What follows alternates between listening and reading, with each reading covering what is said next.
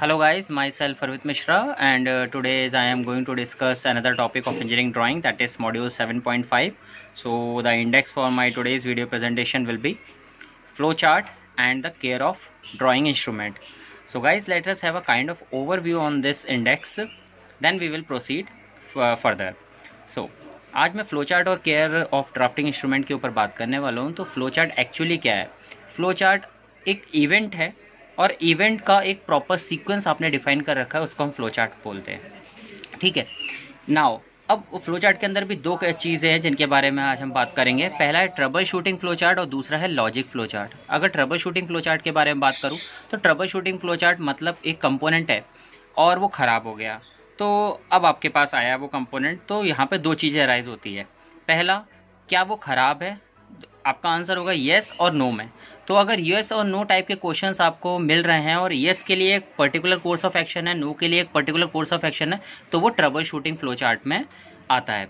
For example के तौर पे जैसे मैंने बताया, एक कंपोनेंट ख़राब हुआ, वो कंपोनेंट में आपने क्वेश्चन अराइज हुआ क्या ये ख़राब है, तो आपके पास आंसर आया येस और इधर भी आया नो। अगर नो आंसर है नो तो वहीं पे ख़त्म हो गई बात कि हाँ भाई कंपोनेंट को आप इंस्टॉल कर सकते हैं, ये सही है। अगर येस आया तो यहाँ पे अगेन क्वेश्चन अराइज हुआ, येस मतलब यहाँ पे कुछ डिफ़िकल्टी है, क्या हम उसे सुधार सकते हैं? अगर सुधार सकते हैं तो अगेन दो चीज़ें अराइज होंगी, हाँ या ना।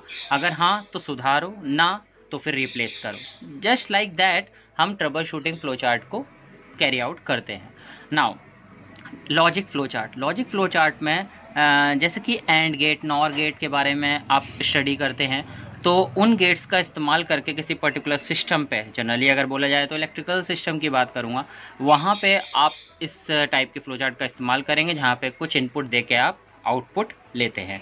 नाउ अगला टॉपिक है मेरा केयर ऑफ ड्राफ्टिंग इंस्ट्रूमेंट। इसके अंदर हम बात करेंगे while using drafting instrument what and all care must be taken, उसके बारे में हम बात करेंगे इस टॉपिक के अंदर। So let's move towards our first topic. What is flow chart actually? These are use to illustrate a particular sequence और a flow of event. So बोल सकते हैं फ्लो चार्ट क्या है? ये एक प्रॉपर सीक्वेंस को बताने में और कोई भी इवेंट है उसका फ्लो बताने में, कि अब आप ये करने वाले हैं, फिर आप ये करेंगे, फिर आप ये करेंगे। इस तरीके से जो आपका इवेंट का फ्लो रहता है उसे फ्लो चार्ट बोलते हैं। देन फ्लो चार्ट में आप दो चीज़ों के बारे में बात करेंगे, पहला ट्रबल शूटिंग फ्लो चार्ट और logic flow chart. Now troubleshooting flow chart. तो पहला point, troubleshooting flow chart are frequently used for detection of faulty component. तो आपको ये पॉइंट याद रखना है फॉर डीजीसीए मॉड्यूल पेपर, ये पूछा जा चुका है। तो ट्रबल शूटिंग फ्लो चार्ट जो है जनरली यूज़ होते हैं डिटेक्शन ऑफ फॉल्टी कंपोनेंट, जहाँ पे फॉल्टी कंपोनेंट का इन्वॉल्वमेंट होता है वहाँ पे इस टाइप के फ्लो चार्ट को ड्रॉ किया जाता है। Then consist of a series of yes और नो टाइप के क्वेश्चंस रहेंगे। अब अगर आंसर येस है तो one course of action is followed, अगर आंसर नो है तो different course of action is followed. So in this simple manner a logical solution to a particular problem may be achieved. आप इस procedure के through एक तरह से logical solution ले पाते हैं for particular event. Now check out this diagram. तो आप देख रहे हैं पहला इसमें दिखा रखा है does the damn thing work, क्या वो चीज़ काम करती है? आंसर में आया येस और नो। अगर येस तो उसके साथ खिलवाड़ मत करो। दूसरा है डिड यू मैस, क्या तुमने उसे छुआ? फिर उसके अंदर और क्वेश्चन अराइज हो गई येस और नो में। येस तो फिर गलत है, नो तो क्या आपने उसे विल यू कैच हेल्प? अगर येस गया तो येस में आप देख सकते हैं क्या हुआ, डज एनीवन नो, क्या किसी को पता है? अगर इसमें भी दो चीज़ें अराइज हुई, नो और येस, तो अगर नो तो छुपा लो, हाँ तो फिर again you will get some kind of word by your boss. Then can you blame someone else, यहाँ पे एक चीज़ और अराइज हुई। तो इसी तरीके से आप देख सकते हैं इसमें येस और नो वाले क्वेश्चंस आते हैं। तो इस टाइप के फ्लो चार्ट को हम ट्रबल शूटिंग फ्लो चार्ट में कंसिडर करते हैं। लास्ट में आप देख सकते हैं नो प्रॉब्लम, एंड सॉल्यूशन इसका क्या है आपको एंड में मिल ही जाएगा। नाउ नेक्स्ट है लॉजिक फ्लो चार्ट। तो लॉजिक फ्लो चार्ट में पहला पॉइंट है it uses standardized symbol to indicate specific type of logic gates and their relationship to other digital devices in a system. तो आप आजकल वैसे मोड 5 में ये सब टॉपिक पढ़ ही रहे हैं, तो आपको पता होगा लॉजिक गेट्स का आप इस्तेमाल करके कुछ इनपुट देते हैं, उसकी वजह से आपको कुछ उन गेट्स के आउटपुट मिलते हैं। उन गेट्स में जो आप इनपुट देते हैं फिर आपको आउटपुट मिलता है। अगर सिंगल इनपुट है तो you will get some output, अगर मल्टीपल इनपुट है then also you will get some output, तो दैट डिपेंड्स। सो उसको हम लॉजिक फ्लो चार्ट में कंसिडर करते हैं। Now since digital system make use of binary mathematics consisting of voltage और no voltage, a light pulse और no light pulse and so forth, इसी की तरीके से तो मैं बोल सकता हूँ logic flow chart consist of individual component that takes an input, जो इनपुट लेता है, and provides an output which is either the same as the input और अपोजिट, या तो वो सेम होगा या फिर डिफरेंट होगा जो भी आउटपुट आपको मिलेगा। तो that depends on the gate which you are using, कौन सा गेट आप इस्तेमाल कर रहे हैं, वो गेट किस तरीके से काम करता है, उसके बेस पे आपको आउटपुट मिल जाएगा whatever input you will give.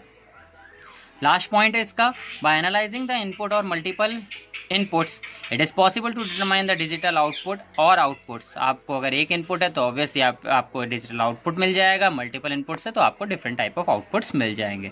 तो this is what logical flow chart, आप देख सकते हैं ये diagram.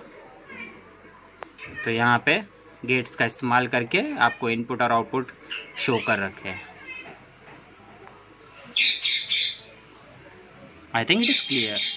Now care of drafting instrument, तो इसके ऊपर बात करने से हमें याद होगा हम लोगों ने सबसे पहले टूल्स के टॉपिक में पढ़ा था कि what care must be taken in order to handling the tools.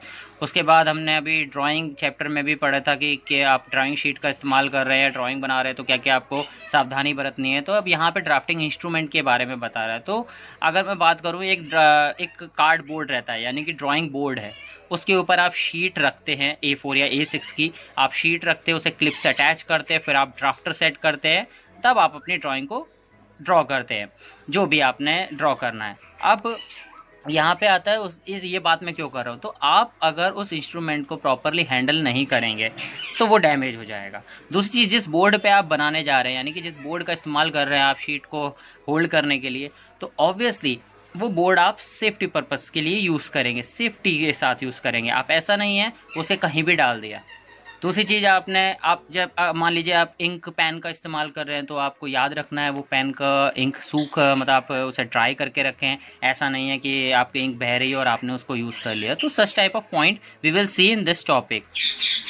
सो पहला point, good drawing instrument are expensive precision tools, reasonable care given to them during their use and storage will prolong their service life। obviously आप कुछ अच्छे drawing instrument अगर इस्तेमाल कर रहे हैं तो वो बहुत एक्सपेंसिव हैं, एक्सपेंसिव प्रिसिशन टूल्स हैं, तो आपको बहुत केयर बरतनी है उनका इस्तेमाल करते समय। और अगर आप उन्हें सावधानी से इस्तेमाल करते हैं तो वो लंबे समय तक आपके साथ रहेंगे, मतलब लंबे समय तक उनकी लाइफ बरकरार रहेगी। Now, next point है, T-square, triangle and scale should not be used or placed where their surface और edges में भी डैमेज। अब ड्राइंग को ड्रॉ करते समय आपको टी स्क्वायर, ट्राइंगल या इन सब स्केल्स वगैरह की ज़रूरत पड़ सकती है। तो आप इनको अगर यूज़ कर रहे हैं तो आप ये याद रखिए, जहाँ आप इन्हें रख रहे हैं आपको ये याद रखना है इनके एजेस वगैरह ख़राब ना हो। अगर डैमेज है तो आप चेक करिए, otherwise they should not be preferred while drawing. Then use of a drawing board only for its intended purpose and not in manner that will mar the working surface। अब आप जो drawing board इस्तेमाल कर रहे हैं उसका जो purpose है उसी पर्पस में आप उसको यूज़ करें बहुत ध्यान से। Not in a manner that will मार द वर्किंग, उस तरीके से नहीं कि पता लगा वर्किंग सरफेस जो है वो ही ख़राब हो गया, तो ये आपको ध्यान रखना है। Compass, divider and pen will provide better result with less annoyance if they are correctly shaped and sharpened and are not damaged by careless handling।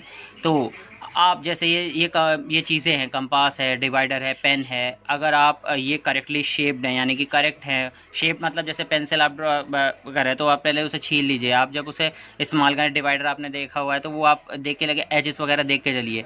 अगर वो सही कंडीशन में रहेंगे तो आपकी ड्राइंग बेहतर बनेगी, आपको बेहतर आउटपुट मिलेगा, रिज़ल्ट बेहतर मिलेगा। अगर आपने मतलब वो डैमेज वन यूज़ किया या फिर उन्हें आपने केयरलेस तरीके से यूज़ किया तो हो सकता है वो खुद भी डैमेज हो जाए और आपके ड्राइंग को भी डैमेज कर दे। store drawing instrument in a place where they are not likely to be damaged by contact with other tool or equipment. अब ये जो ड्राइंग इंस्ट्रूमेंट है, अभी हमने पहला पॉइंट देखा, ये बहुत कॉस्टली हैं, तो हमें ध्यान रखना है आप इन्हें जब स्टोर करें तो ऐसी जगह स्टोर करें जहाँ पे इन्हें डैमेज के चांसेस बहुत रेयर हों, इवन ना हो, आपको ये ध्यान रखना है.